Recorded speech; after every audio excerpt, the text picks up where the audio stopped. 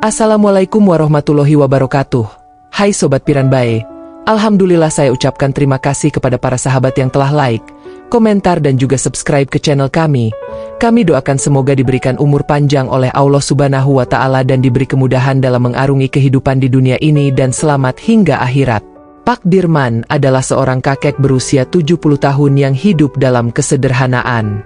Dahulu, ia adalah seorang profesor matematika yang sangat dihormati. Seluruh hidupnya dihabiskan untuk mengajar dan meneliti teori-teori matematika yang rumit. Namun, masa pensiunnya tidak seindah yang dibayangkan. Istrinya sudah lama meninggal. Tabungan yang ia kumpulkan habis untuk biaya pengobatan, dan ia hidup sendirian di sebuah rumah tua yang hampir roboh.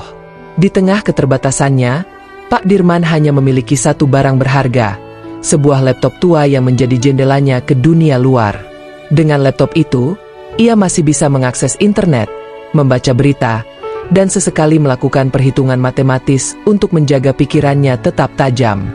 Setiap malam, ia duduk di depan laptop itu, berpikir keras tentang bagaimana ia bisa bertahan hidup di dunia yang semakin keras dan tidak peduli pada orang tua sepertinya. Suatu malam, saat tengah merenung di depan layar laptopnya, sebuah ide muncul di benaknya. Mengapa tidak menggunakan otakku untuk sesuatu yang besar? Pikirnya. Di usianya yang sudah lanjut, Pak Dirman merasa dunia telah melupakan kejeniusan yang ia miliki. Ia berpikir, jika hidup ini tak adil padanya, maka ia akan menuntut keadilan dengan caranya sendiri. Sebuah rencana berani terlintas di pikirannya, merampok bank. Pak Dirman bukan orang biasa. Meskipun tua, otaknya masih setajam pedang. Ia mulai memanfaatkan laptop tuanya untuk merancang rencana perampokan bank dengan menggunakan keahliannya di bidang matematika dan teknologi. Selama berminggu-minggu, ia melakukan riset mendalam tentang bank di pusat kota yang akan menjadi sasarannya. Dengan laptop itu, ia mengakses sistem keamanan bank, mempelajari pola kerja pegawai, dan mencari celah dalam jaringan keamanan elektronik yang digunakan bank. Tanpa harus keluar rumah, Pak Dirman bisa memantau semua aktivitas bank hanya dari balik layar laptopnya. Ia menggunakan algoritma untuk memprediksi waktu terbaik untuk beraksi, dan mempelajari bagaimana sistem alarm bank bekerja. Melalui koneksi internet, ia menemukan informasi detail tentang cara membobol kode brankas menggunakan metode enkripsi yang hanya bisa dipecahkan oleh seseorang dengan pengetahuan matematika tingkat tinggi sepertinya. Setelah merasa yakin dengan rencananya, Pak Dirman memilih hari yang tepat untuk beraksi. Pada pagi yang cerah, ia duduk di meja kecil di rumahnya, membuka laptop, dan mulai bekerja. Dengan koneksi internet yang sederhana, ia menyusup ke dalam sistem bank.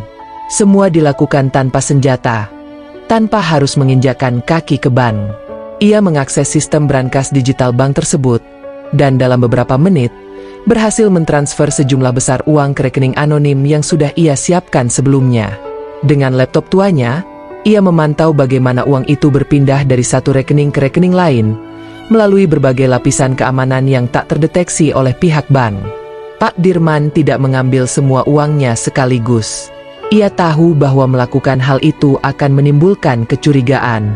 Sebaliknya, ia mentransfer uang dalam jumlah kecil secara bertahap ke beberapa rekening yang tak bisa dilacak, hingga akhirnya mencapai jumlah yang sangat besar. Setelah selesai, Pak Dirman menutup laptopnya dengan senyum puas. Tidak ada seorang pun yang mencurigai bahwa seorang kakek tua yang tinggal di rumah reot di pinggiran kota telah berhasil merampok bank terbesar di Indonesia, tanpa meninggalkan jejak fisik apapun. Sistem keamanan yang canggih tidak mampu mendeteksi aksi peretasan cerdas dari seorang mantan profesor matematika yang hanya bersenjatakan laptop usang. Uang hasil rampokan itu tidak digunakan Pak Dirman untuk hidup mewah. Sebaliknya, ia menyumbangkan sebagian besar uangnya secara anonim untuk panti asuhan, sekolah-sekolah miskin, dan warga yang membutuhkan di sekitar lingkungan tempat tinggalnya. Tak ada yang tahu bahwa kakek tua yang sering dianggap remeh itulah yang menjadi dermawan misterius. Namun, seperti yang sering terjadi, setiap kejahatan meninggalkan jejak, sekecil apapun. Meskipun sangat cerdas, Pak Dirman tidak sepenuhnya bisa menghapus jejak digital yang ia tinggalkan. Pihak bank akhirnya menyadari ada anomali dalam sistem mereka, dan investigasi pun dimulai. Setelah berbulan-bulan penyelidikan, Polisi akhirnya menemukan bahwa peretasan ini dilakukan dari sebuah laptop tua di sebuah rumah kecil di pinggiran kota. Suatu malam, polisi mengetuk pintu rumah Pak Dirman. Kakek tua itu tidak berusaha melarikan diri. Ia tahu bahwa waktunya sudah habis. Dengan tenang, ia membuka pintu dan menyerahkan diri. "Aku sudah cukup tua," katanya kepada polisi yang memborgolnya. "Aku hanya ingin membuktikan bahwa kejeniusan tidak memudar hanya karena usia." Pak Dirman dibawa pergi dengan damai. Selama persidangannya, ia menjadi pusat perhatian media. Banyak orang yang kagum dengan kemampuan dan keberaniannya, meskipun tindakannya melanggar hukum. Di penjara, Pak Dirman dihormati oleh para narapidana dan petugas, karena meskipun ia seorang perampok bank, ia melakukannya dengan cara yang sangat berbeda dari apa yang pernah mereka lihat sebelumnya. Kisah Pak Dirman, kakek jenius yang merampok bank hanya dengan laptop tua, menjadi legenda. Bukan hanya karena kecerdikannya, tapi juga karena ia menggunakan hasil rampokannya untuk kebaikan.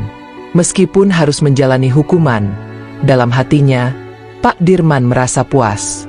Baginya, ia telah membuktikan satu hal, otak manusia, bahkan di usia tua, masih bisa mengalahkan sistem terkuat sekalipun.